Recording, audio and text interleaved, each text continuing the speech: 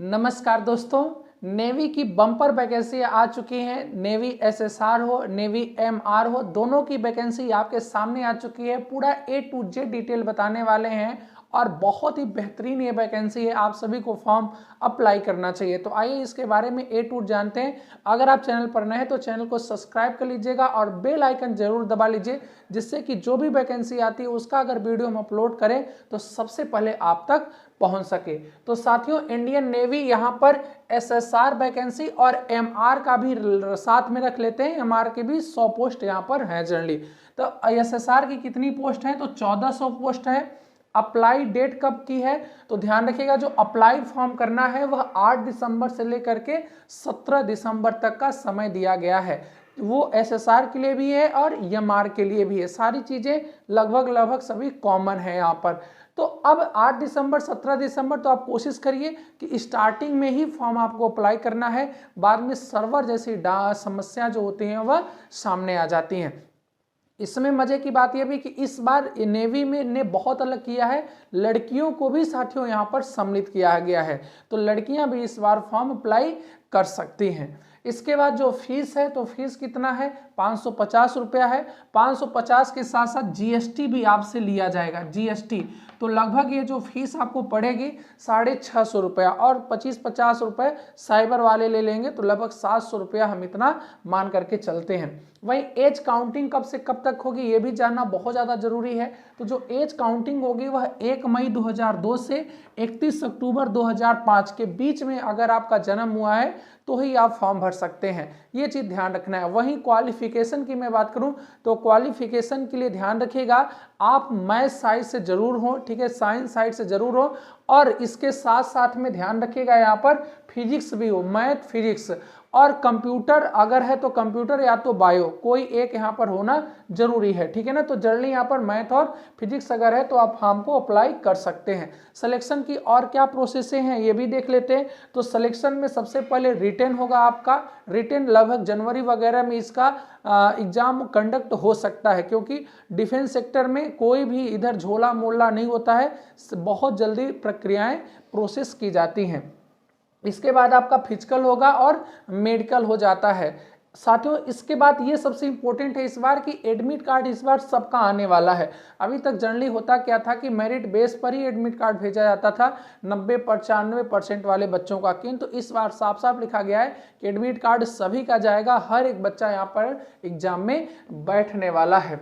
अब बात करें कि सिलेबस क्या क्या इसका रहेगा, तो सिलेबस ध्यान रखिएगा, प्रश्न की संख्या कितनी रहती है? 100, और अंक कितने मिलेंगे? 100 अंक मिलने वाले हैं। निगेटिव मार्किंग क्या रहेगी? तो ध्यान रखिएगा, जो निगेटिव मार्किंग है वह 0.25 की है। 0 कितने की है?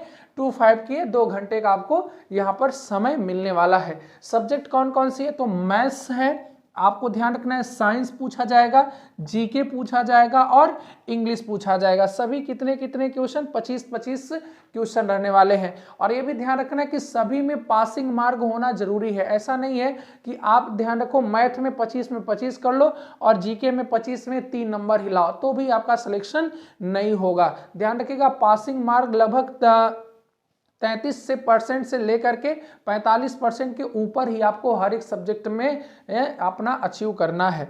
इसके बाद आपका फिजिकल में क्या क्या ध्यान रखिएगा होता है, तो फिजिकल में 1600 मीटर की रनिंग होगी। 1600 जो मीटर की रनिंग होगी वो मेल कैंडिडेट के लिए 6 मिनट 6.5 मिनट मतलब 6 मिनट 30 सेकेंड का समय दिया जाएगा। वहीं अगर फीमेल कैंडिडेट हैं तो फीमेल कैंडिडेट को 8 मिनट में रनिंग करना होगा। और ऐसे ही हाइट की मैं बात करूं तो जो हाइट है, तो हाइट सबकी लगभग हो जाती है। मेल कैंडिडेट की जो हाइट होगी वह 157 सेंटीमीटर, जनरली जितने भी बच्चे देख रहे हैं सभी का 157 सेंटीमीटर हाइट होगी। और फीमेल का 152 सेंटीमीटर यहाँ पर हाइट की बात की जा रही है। तो हाइट का कोई भी यहाँ पर दिक्कत नहीं है।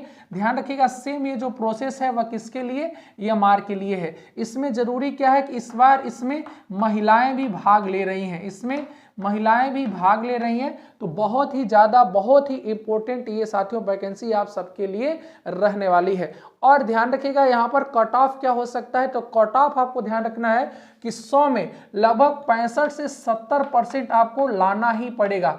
65 से 70% आप लाइएगा और एक स्ट्रेटजी प्लान बनाइए कि मैथ हम 25 में कितना कर सकते हैं। तो 25 में आप अगर हल करना चाहोगे तो 20 प्रश्न बड़े आराम से हल कर सकते हो। अगर आप अच्छे से तैयारी कर लेते हो, लगभग आपको 2 महीने का समय है अभी से मैं मानूँ तो 2 महीने में आप मैथ को बहुत स्ट्रॉन्ग कर सकते हो। जनरली 11 12 की मैथें पूछी जाएंगी। साइंस को भी आप यहाँ पर कवर कर सकते हो। तो साइंस को अगर आप अच्छे से कवर कर लेते हैं तो फिर आप साइंस को भी यहाँ पर कितने 18 प्रश्न कर सकते हैं। और जीके थोड़ा सा कठिन हो जाता है, जीके में कहीं पे भी कुछ पूछा जा सकता है और यहाँ पर 12th पास आउट बच्चों को दिक्कत हो जाती है। तो जीके में 25 में अगर मैं बात करूँ तो अगर बच्चा 15 भी क्वेश्चन कर लेता है, 10 क्वेश्चन उसका छोड़ दो तो फिर भी वो बहुत अच्छा स्कोर कर रहा है। फिर उसको इंग्लिश में कवर करना पड़ेगा और इंग्लिश में साथियों कितना, इंग्लिश में वह अगर 25 में 20 कर लेता है तो कोई माई का लाल उसका यहाँ पर सिलेक्शन होने से नहीं रोक सकता है। 20 20 40 और लगभग 58 और 5 कितना 73, टोटल 73 प्रश्न यहाँ पर उसका सही हो जाएगा। और 73 प्रश्न होने का मतलब है साथियों फाइनल सिलेक्शन हो जाना।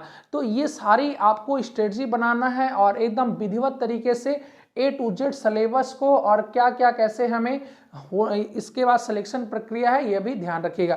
सैलरी की कोई बात ही नहीं होती है, सैलरी पहले सिलेक्शन होना चाहिए। सैलरी तो पर्याप्त मतलब इतना ज़्यादा मिलता है कि आपको किसी प्राइवेट सेक्टर में इतना जल्दी देखने को नहीं मिलेगा। तो आशा करते हैं आप सभी लोग चीज़ों को समझ गए होंगे और वीडियो को लाइक जरूर कर दीजिएगा और दोस्तों में हो सके तो शेयर करिए। हर एक बच्चे को फॉर्म भरना है, ये साथियों वैकेंसी बहुत ही ज़्यादा इंपॉर्टेंट है। तो आगे चुनाव के कारण आपकी प्रक्रिया भी तेजी से बहुत जल्दी हो रही है और ज़्यादा से ज़्यादा बच्चों को सिलेक्शन यहाँ पर दिया जा रहा है। तो मिलते हैं नेक्स्ट वीडियो में। जय हिंद, वंदे मातरम।